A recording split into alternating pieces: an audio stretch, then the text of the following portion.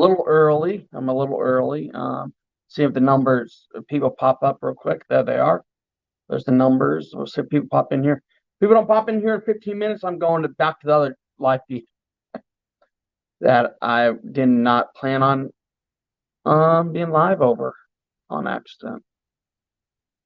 I set this a couple days ago, and then I realized somebody else was going live.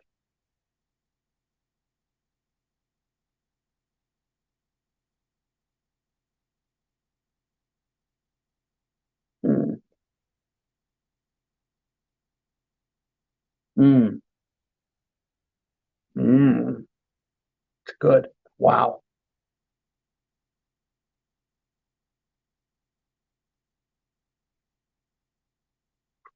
What's up, buddy? Eating a fig.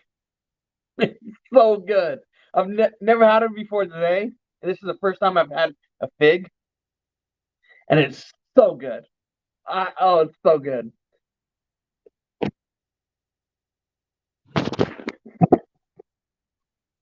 How are you, Corey? I accidentally went live over another trapper, and that was not my intention. Total accident. Come on, pop off the screen there. There we go. What are you up to, Corey?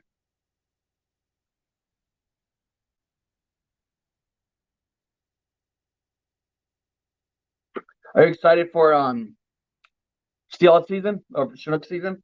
Aren't you down south, kind of like you coastal Eugene, Southern Oregon-ish area?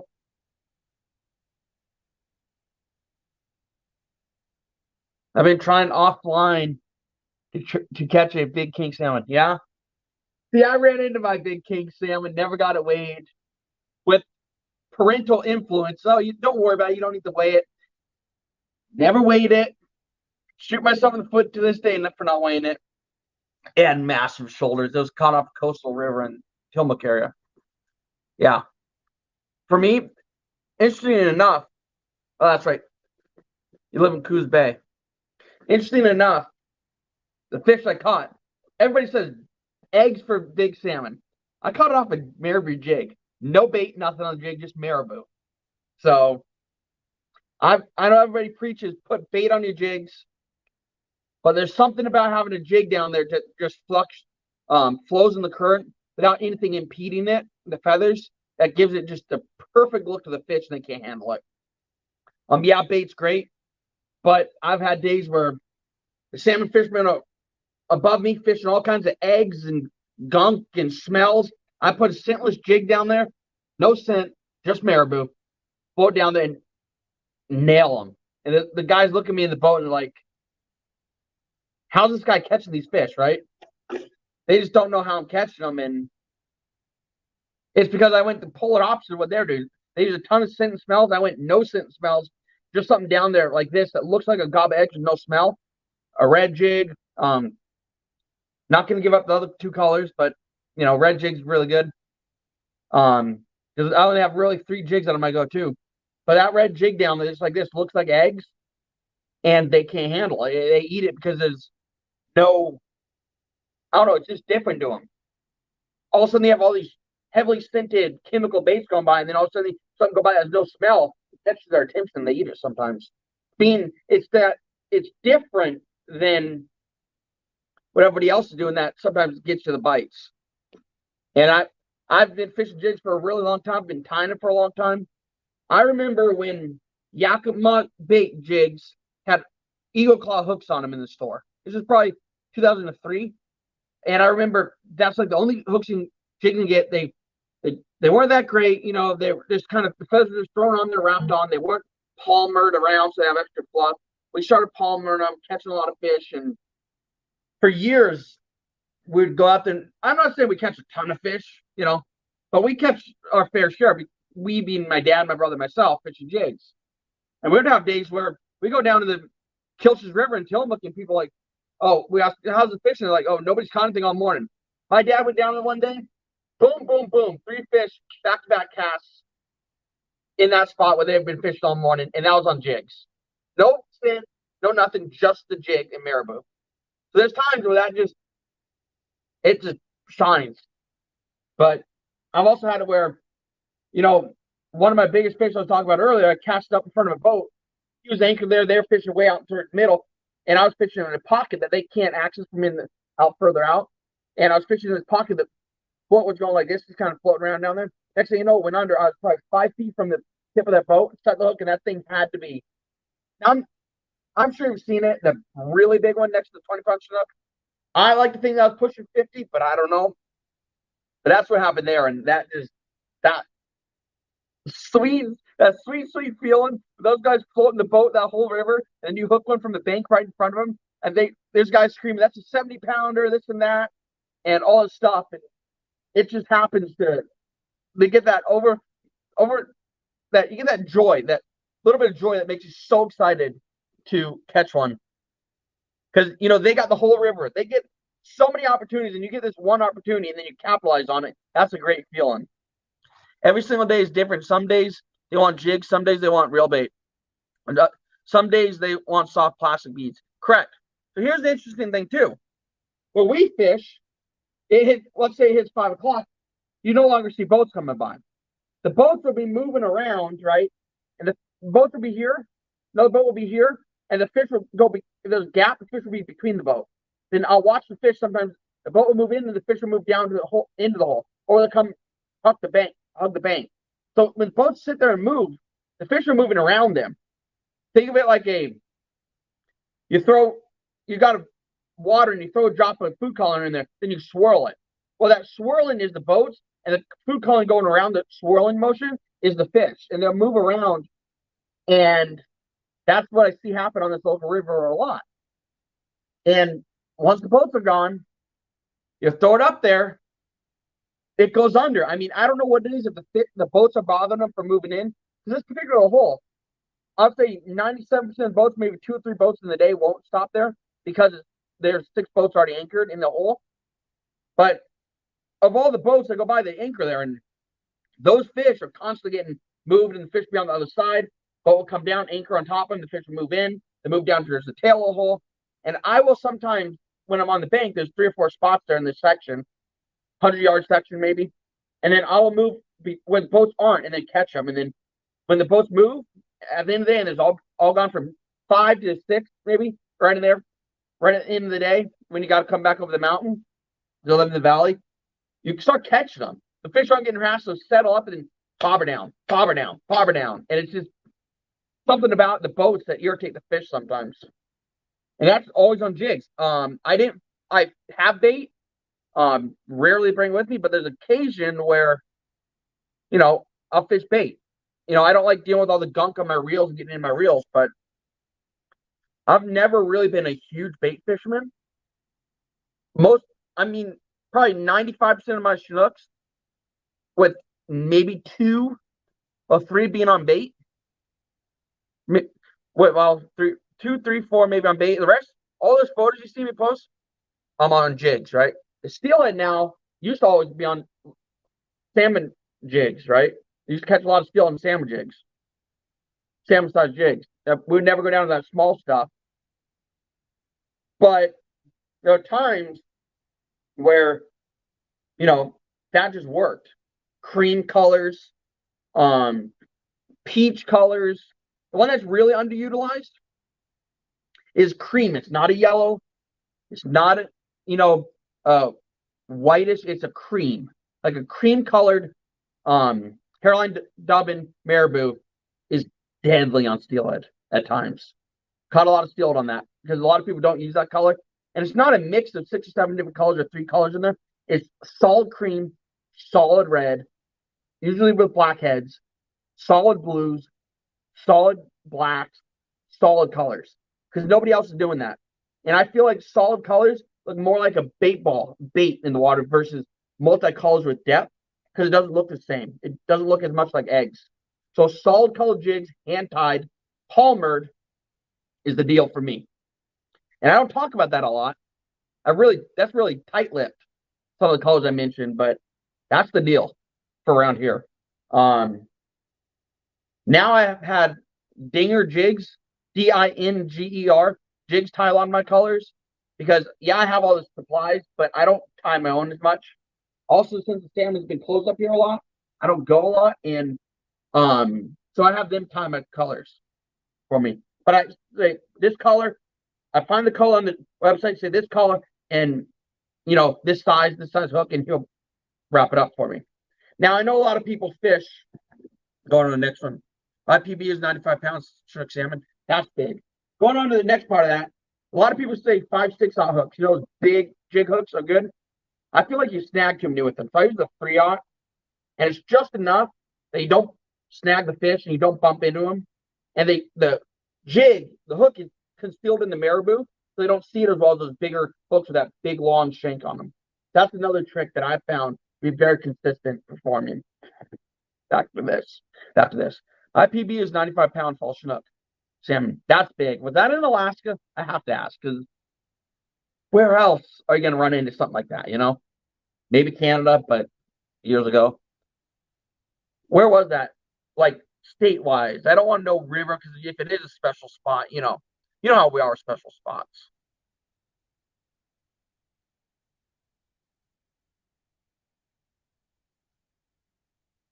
And I talk a lot about marabou jigs and stuff, and all these people, they sit there and mock me, laugh at me. I'm like, if you were there, you would have known. That's exactly what happened. I've had kids in that Fish Brain app, that app where they post pictures. A lot of them talk crap. One kid was down there one day, saw us hooking tons of them on the jetty, left and right. That kid turned around, snapped back at the other kid, said, "I watched him hook all those fish. He's legit." I try to avoid the people, so I don't have people like that a lot. So that kid saw that. He turned around and snapped back at the kid and said, "I watched him hook him left and right. We couldn't figure it out, and he was hooking them." This was on the jetty. But yeah, it's one of those things where I'm legit. I just don't do it in front of people, and I try to avoid people because, when they start seeing it do stuff, they start looking what's he using, how deep is he fishing. They start to figure you out. And I'd rather have the mysteriousness of it, because then you don't have all the pressure there, if that makes sense. I told one guy about one of my spots. He ended up getting a pass to go down there. He ended up starting guiding people, and he ended up getting himself kicked out. So that's why I don't talk about the spots too much. All you need is hooks is 2 or 3. Exactly. See, the owner 3/0 is what I use on there for Chinook. The 2/0 is good too, but I like a little bit more strength. Only time I really have problems is if I blunt the hook, because the hook points in, I blunt it on a rock. So, and I like to paint my own, because when you paint your own and they're not 100% chip proof, even though I baked them on, you will see the weight on the jig is the depth of your lure, not the weight. And when that jig starts rubbing, to raise it up a little bit, and sometimes the paint will chip off, so you can read the depth. So I'm like popular Bleak, where they want super chip proof. I like a little bit of paint chipping because I can read the depth better, and I know I'm not just dragging my float weight along with the jig on the bottom. I know the depth change, because sometimes you use a big enough weight that if you're like this far at the bottom with your jig float weight and your jig's down here dragging, you won't always notice because of the type of water you fish with the swirls. So I like a little bit of chipping paint, so I can read it from a little too deep, and I get just that far, how much off the bottom, and I can actually get it where they're eating it. So that's the tip I like, which a lot of people say, "Oh, you don't want chipping," but I kind of like my jigs to chip, so I can read the actual depth where I'm fishing versus just the weight. That was the Oregon coast up around the town of Florence. Wow, that's big. That's big. I know they're out there. I I I know they're out there, but to catch them now, they're out there. It's hard to find because of the nets and all the political crap. But yeah, the one I caught was a hatchery fish, believe it or not. So he actually was clipped. And this river system doesn't have a clipping Chinook stock. So I think he came from the Alsea and went up to the Wilson River on accident. So I think the Alsea, they clip the Chinook. The Wilson doesn't. I'm pretty sure. And we end up catching them on the Wilson. That's actually in the farmlands. We're on the lower river. Yeah, around Florence. That's nice. Yeah. Yes, that's one of my memorable fish. But like I said, I don't fish around a lot of people. When I do, I keep real quiet and I don't talk a lot. I just kind of keep myself. Unlike a lot of people, that kind of, I stay very quiet when I fish. So, it's one of those things where I don't want to draw attention to me. I was always taught, stay quiet. Don't, when you hook the fish, just hook them. Don't get a lot of attention to you. Don't even say you got them. Just stealthily get them in and stealthily, let them go. A lot of the boats don't even see you catch them because you don't want them. If you know the hole so well and you've actually measured the depth of the hole with one of those little Castle fish finders, based off the river level, you know where those fish are. And those boats will watch you. They will study what you're doing and they will legit try to catch them in that spot. So you got to finagle it a little bit, be a little stealthy about it.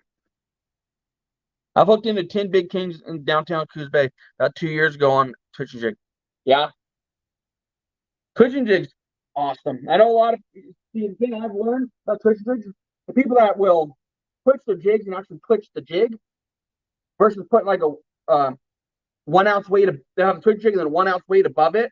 Then they'll twitch in the 1 ounce jig and dragging the hook, twitch the jig, staying there twitching and drag it across the bellies of the fish, trying to snag them. That's something that people do, and that's very sneaky. So that's the way twitching is snagging, right? Because they drag the heavier weight in front, and they drag the jig across the bellies. That's the snagging technique. But now twitching just the jig is different, right? And on the hole where I fish a lot, it's very, very a lot of snagging because it's one of the best chum rivers in Oregon, and the snagging is ridiculous there. I would pay out of my pocket to have a trooper stand there and just hand out tickets all day during chum season. This is a snagging fest. It's ridiculous. That's the Kilches River at the Logger Bridge. I was using 12-pound test steelhead fishing gear. Yeah, geez. What a fight, That's magical. That's pretty cool. It's pretty cool. Yeah, I couldn't imagine catching something that big on steelhead gear. It'd be fun. Be like going catching a 10-pound bass on ultralight gear and then they're fighting them and just that's when like the skill and technique comes into play. Versus just kind of, a lot of people just horse them in or when people talk about, I can't the salmon I've caught, they always break my rods, right? I'm thinking only time I've ever seen someone break gear off on a salmon that they cannot stop when they say I can't stop them. Everyone I've caught in the mouth I've been able to land or get close to landing. Everyone I've seen snags peels off downriver and snaps through the lines. And if they break the rod, pretty good chance that if they're using heavy gear, that is snagged. Because once they're snagged, they take off 1,000,000 miles an hour downriver, and you can forget it. But all my experience fishing, when they hook them in the mouth, they will stay upriver usually and dog you in the water versus just peeling out. So that's one of my experience. So I'm careful when I read people what they say because you're just like, I know better than what you do. I know what you're doing, Now that doesn't mean that you don't accidentally hook one in the belly when you're, fishing jigs. And usually doesn't have jigs, but with bait, it's accidents happen. So that's the two distinctive dogging in the hole, jumping a little bit versus peeling out downriver, down past rapids. Is two distinctive places you hooked them. Hooked them in the mouth of dog, or you hooked them in anywhere else, and they got ticked off, and they peeled off downriver, and just break everything. So, it's now it's not always downriver. They could peel upriver and still break you off, but it's a lot easier for them to go downriver, less resistant to just peel off. So you don't see a lot of them peel off upriver because they're fighting the current. But that's just another different thing. That's why I like jigs. I mean, the line's there, the jig's here, and usually the line will bump them, and the jig will just kind of go like this around them. Now, I've had an occasion where you hook on the fin, which is that you can't help that when you hit the line and then the hook just kind of goes like this around the fin. But with jigs, I've hardly ever snagged them when fishing properly. Yeah, I lost my train of thought. Snagging jigs. Oh, I've had it where I cast it upriver in the Wilson. It hit the water, the bait's going down, and it sucks under, and then snuck on there. That is the best fight ever when it doesn't float 3 feet downriver when everything settles down and it's boom under and you have a chinook on. That's fun. That's fun. You know, you made the perfect cast. He opened his mouth and he ate it, and it's hooked in the mouth. Perfect cast. That's what some of my favorite bites. One day a couple years ago on the Wilson River, when the majority of chum fishes on the Kilches, a few caught in the Wilson, they got one rock. I walked down the bank, you know, the rocky banks, and you walk down over the edge. On that one rock, and this is called the what is it? It's where they have the hatchery, right? Not the hatchery, but the holding pin, you know, for the hatchery steelhead. Went down there, hooked 15 chum off one rock almost in the same spot. That was one of my best days ever. That was a ton of fun because they're chums and they're just dogging, and people going by like, let's go. They don't even know what to say. They don't know how, you know. That was all in jigs too. There's days where jigs absolutely kill them. I've caught steelhead on ultralight trout spinning. Yeah, I've heard of people doing that, and you know, depending on if you're talking like the short rods or the longer rods. My particular favorite, I fish a lot of heavier gear because I'm always, you know, hoping for that 20-pounder. My favorite's a slow action rod, 10 to 11 feet. There's a big old bend in it. It's dogging them. That's a lot of fun too. It's real light stuff. 10-foot rods, 10.5-foot rods, catch on steel rods, right? Float rods, you know, are fun to catch a Chinook on too. 15, 20-pound Chinook, that's a lot of fun. That's a lot of fun. That's when the skill comes into being like, you're sitting there playing them and you're being careful what you're doing, because one wrong move and it's gone. That makes it fun for me. But yeah, that's usually when the water's a little lower and it's a little more easy to control them. That's fun. I mean, you're fishing 6 to 12-pound steelhead rod, 10.5 feet. That's fun. That's a lot of fun.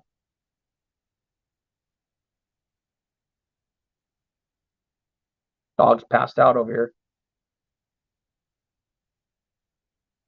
I gotta start doing these lives more often because all my viewers just kind of took off when I stopped doing lives and post a lot of trail cam videos. My theory of the trail cam videos is just to post something to get something down the line so people don't think I just abandoned YouTube, you know. But chopping videos, I'm excited to post some chop videos this year. Yeah, it's gonna be fun. Corey, are you still here? I have a question for you.